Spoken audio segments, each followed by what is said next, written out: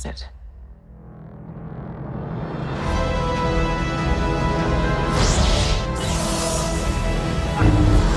The Jedi fell a long time ago. There aren't many left. Perhaps it is time to begin again. Thrawn's return as heir to the Empire.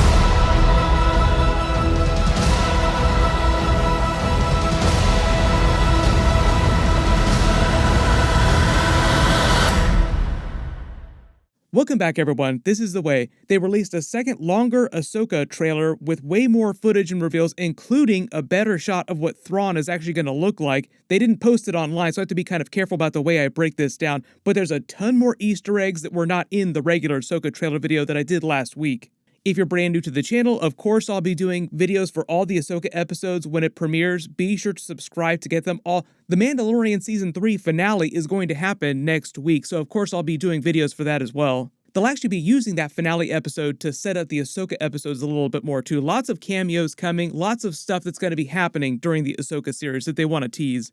Grand Admiral Thrawn's return will herald in the reemergence of our military. Chiefly among those, everything that's going on with Thrawn, like they just started teasing that in the Mandalorian Season 3 Episode 7. So you can kind of see how things are falling into place as we head into the Ahsoka episodes. It's all meant to be building towards the heir to the Empire movie that they're doing with Thrawn as the main villain. But the extended trailer starts with a different scene of Ahsoka at that same ancient Jedi temple ruins. She starts the trailer with the same voiceover saying something is coming. So the voiceover during the extended version of the trailer that they didn't post online is the same voiceover from the regular trailer. It's just different footage. But then there's a longer scene from inside the lower level of the temple ruins that she uses her twin lightsabers to get a hole into that chamber. You see different formations rising out of the ground, and it makes it seem like this lower chamber is the same place where she's fighting Baylan Skoll, the other dark Jedi, later in the trailer, where you see the Force energy rippling around them, and it looks kind of like the same symbols from the World Between Worlds, like they're inside a version of the World Between Worlds, or they're trying to enter the World Between Worlds.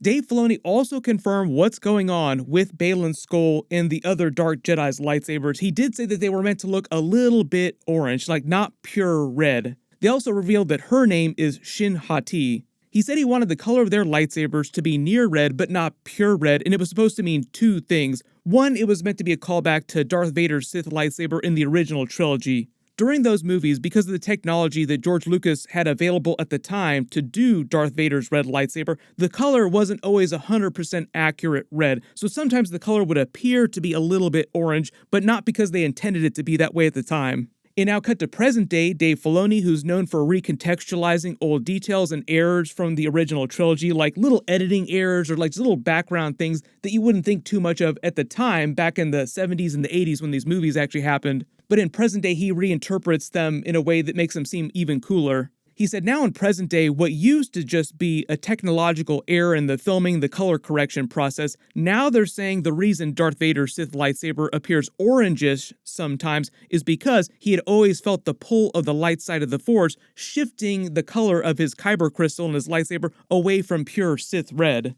That's Dave Filoni for you. He does stuff like that all the time. He's also the person that recanonized Thrawn during Star Wars Rebels, too. On the Ahsoka series, though, it's the same idea with these new Dark Jedi, Baylan Skoll and Shin Hati. They're not meant to be traditional Sith Dark Jedi like the Emperor Darth Vader, but they're not light side Jedi either, or even gray Jedi either. He said they're meant to be something new we haven't seen in the live-action Star Wars movies and series before, but because he pulls so much from Star Wars Legends and expanded universe stuff, I think that they'll be something from deep canon that we haven't heard about in a long, long time. I'll probably do a longer video about those two characters really soon, just because there's a whole lot going on with them. Dave Filoni said he wanted the trailer footage of them to be kind of mysterious and people to ask a lot of questions like, what is going on here?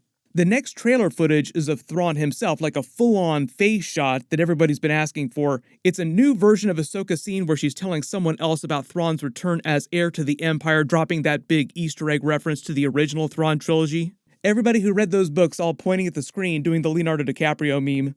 During the new version of the scene here in this second trailer, you see Thrawn's personal craft landing on one of the new ships that he has, with him exiting where you see his face. And it's meant to be a callback of the scenes of Darth Vader arriving on his shuttle in Return of the Jedi, and then Emperor Palpatine arriving doing the exact same thing. Like it's Thrawn arriving with the same vibe, like the bosses just arrived, everybody crapped their pants.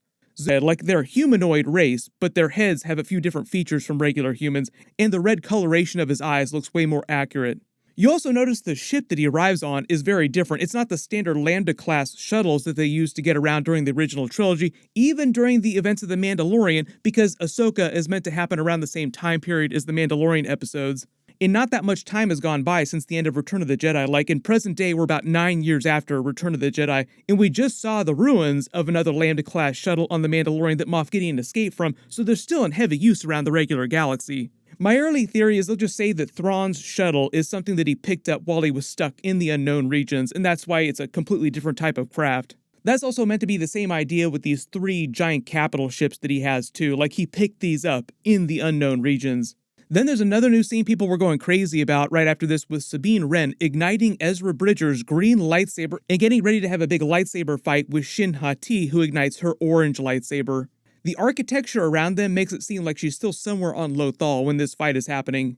The reason why Sabine has Ezra's lightsaber isn't because they found him and he's back. He is back, but she has his lightsaber because before he called the space whales the Purgles to take Thrawn's 7th Fleet to the unknown regions at the end of Rebels, he gave his lightsaber to Chopper, which is meant to be a bit of a callback to Luke Skywalker giving his lightsaber to R2-D2.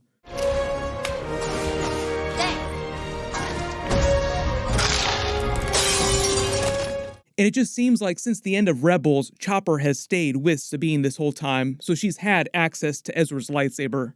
There's also a scene of the new Jedi droid played by David Tennant. He's meant to be the exact same Jedi droid from the Jedi ship in Clone Wars. This scene of him, I believe, is meant to be on Ahsoka's ship. There might be flashbacks with this character to a long time ago when Ahsoka was young, during the events of the prequels, because Hayden Christensen is also supposed to have some cameo scenes, and we had some Anakin Skywalker flashback scenes during the Obi-Wan Kenobi series, so they might have a similar type of scene with him in Ahsoka because Ahsoka was his Padawan. You also remember that the Jedi droid is meant to be about 1,000 years old in present day, so he's older than Yoda, and he has access to the designs of every single lightsaber that has ever been constructed by the Jedi, which means that at some point he would have helped Yoda, like a very young version of Yoda, go to Ilum, select his Kyber crystal, and build his lightsaber, which now rests with Luke Skywalker, who almost wound up giving it to Grogu, so like the circle of Easter eggs is now complete. This is a lightsaber. It belonged to my teacher, Master Yoda.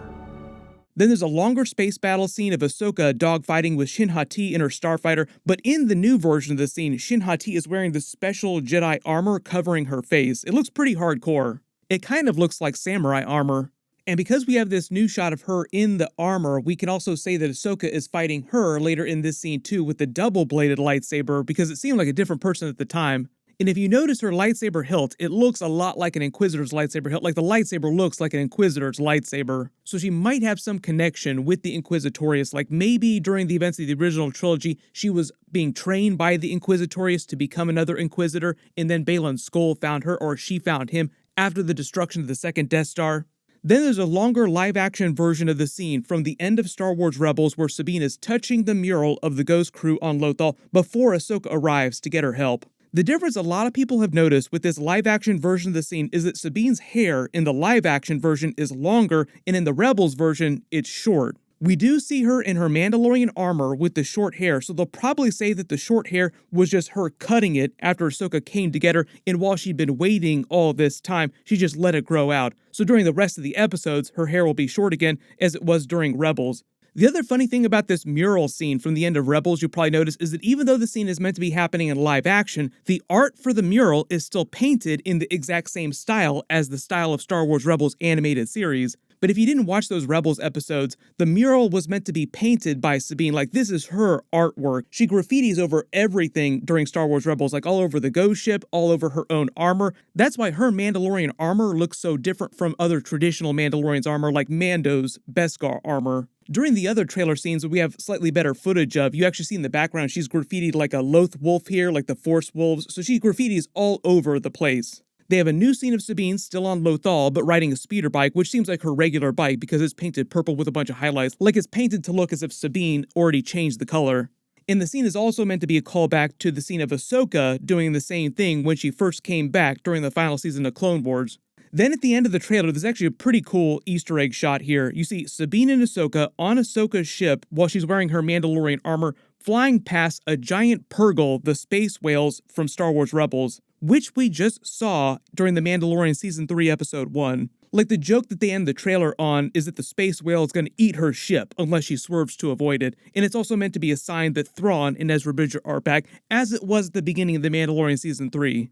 What they'll probably do is they'll wait till we get a little bit closer to Ahsoka coming out, or at least another month or two, before they release this new version of the trailer online. So if we get more footage before then, of course I'll do a video for it. And I have a couple other big Ahsoka videos planned, like about those Dark Jedi, Baylan and Shin Hati. My full Mandalorian Season 3, Episode 8 finale video will post next week after they release it, and I have a couple other bonus videos planned this week too, so if you have any special requests or big questions about what's happening with the characters on The Mandalorian or Ahsoka, just write them in the comments below. Everyone click here to my Mandalorian Season 3, Episode 8 finale video, and click here for all my trailer videos from Star Wars Celebration for all the new upcoming series.